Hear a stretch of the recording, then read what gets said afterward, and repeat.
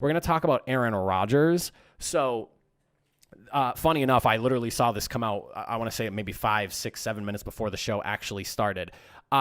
A lot of questions about Aaron Rodgers and the Green Bay Packers. This is like a very unsettled type of marriage right now. It's very non-committal. People are trying to figure out why A-Rod hasn't gotten the extension that everyone feels he deserves to be on that team for another 4 years or so. I mean, he just won the MVP, led the league in touchdowns. I mean, he almost broke the passer rating record.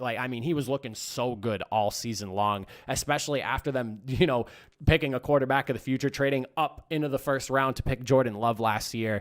So many questions and literally no answers to it all. So one thing that I pulled up here as I was literally sitting down to get the show rolling, Gutekunst, the GM of the Packers there, went out and said that they're working through things with Aaron Rodgers and his contract. He is the quarterback for them and for at least the foreseeable future for the next couple of years. That was the big thing I pulled out of the quote. He said couple of years. They don't necessarily have to extend Aaron Rodgers for him to be around the next couple of years. That's a big piece of that quote right there. His contract runs through 2023, and, there's some solid outs for him to not be there in the next year or couple of years. I was really looking over all this and how it would work out. If there's any time for Aaron Rodgers to be gone from Green Bay, I'm going to look at probably next year. I don't think they would wait the full 2 years to get Aaron Rodgers out of there if they don't want to keep him. If you look at the numbers and the way this works out, if the Packers decide next year to trade Aaron Rodgers, they're going to get a dead cap number of about $17.2 million, and it falls to 2.8 the following year. But I just feel like they wouldn't hold on to him to that long. You cut that number in half, that 17.2, you spread it out over 2 years like you can with the dead cap number money. And they're ultimately taking it's like 8.75 or roughly hit on the cap there. So there is a strong out for them coming up within the next year to just trade him away. There's a lot of suitors. Insider Jason Lockenfort, he was talking about this the other day, gave a pretty solid list of 9 teams who would be after Rodgers in early 2022 should he be available.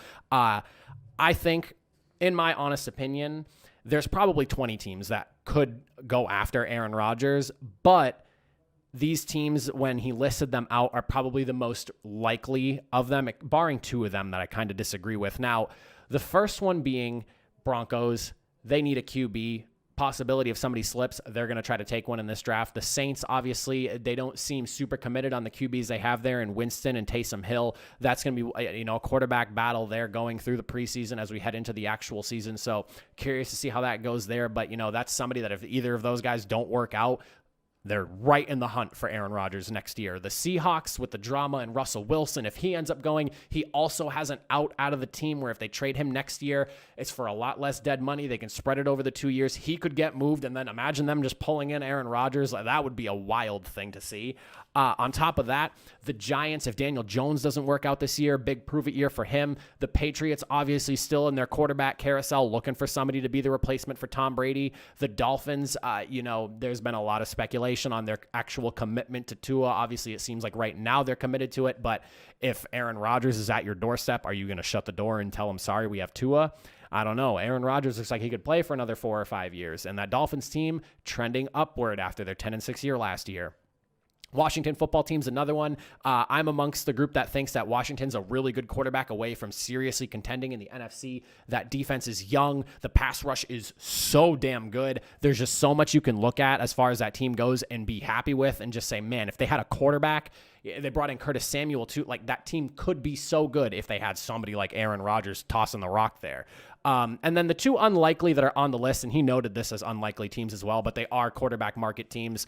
The Bears, and then if the Vikings don't end up keeping Kirk Cousins, that's kind of how that, obviously NFC North division rivals. I would be shocked if Green Bay just turned around and they sent their quarterback to a division rival to have to play Aaron Rodgers twice a year. I don't think so. There's no way Green Bay would do that to themselves, no matter how confident they are in whoever ends up replacing Aaron Rodgers there.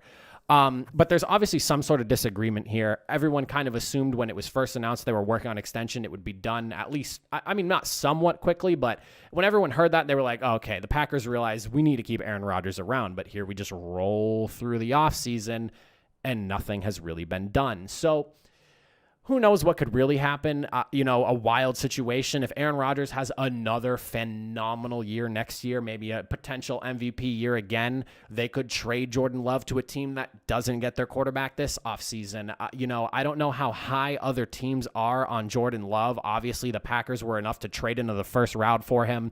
I remember, leading into the draft last year, a lot of people saying that Jordan Love is somewhat comparable to Patrick Mahomes in terms of like the potential with the ability to make the play on the run, the backyard style football, that sort of thing. I don't think he's as accurate as Patrick Mahomes, though. I think he's a little bit more of an erratic quarterback. The pre-draft comparisons are always, just who does this guy kind of look like at the college level? I don't think I'd compare him to not Aaron Rodgers, Patrick Mahomes, but the comparisons were there with that whole backyard style of play and the ability to just kind of launch the football at any angle type deal. So there's a lot you could look at that. Obviously, again, the big thing, Gutekunst just coming out not too long ago saying that Aaron Rodgers is their guy is, kind of big for the whole scenario. But again, that ending of the quote, for the next couple of years, couple meaning 2, at least that's the definition or how you're supposed to look at that. His contract runs for 2 more years. They don't have to extend him for him to be around the next couple of years. And I don't know, with the way Aaron Rodgers is playing, I've seen some people say he could dangle the retirement thing in front of them. I don't buy Aaron Rodgers retiring. That just not a chance. But that's kind of how I'm looking at the Packers situation. I don't see him being there beyond next year. It seems like this is a marriage that, is kind of done. The refusal to build around him and get him a piece outside of, Devontae Adams. If they had a second number, like even just a strong number 2 guy, man, that offense would just hum and be so good. But it's like, it's Devontae Adams and a list of who's who after that are just kind of plug and play guys that do a good job, but they don't take the attention away from Devontae Adams like a true number 2 wide receiver does. Like when you look at somebody like a pairing of Calvin Ridley and Julio Jones, that type of deal. Or like if Odell Beckham's healthy, you have Odell and Jarvis Landry, a legit duo that can, one star can really shine while the other one's really good when that star is being double, triple covered, whatever it is the defense is doing, rolling the coverage in their direction. What a mess. That's all I got to say. That whole Aaron Rodgers and Green Bay thing, what a mess.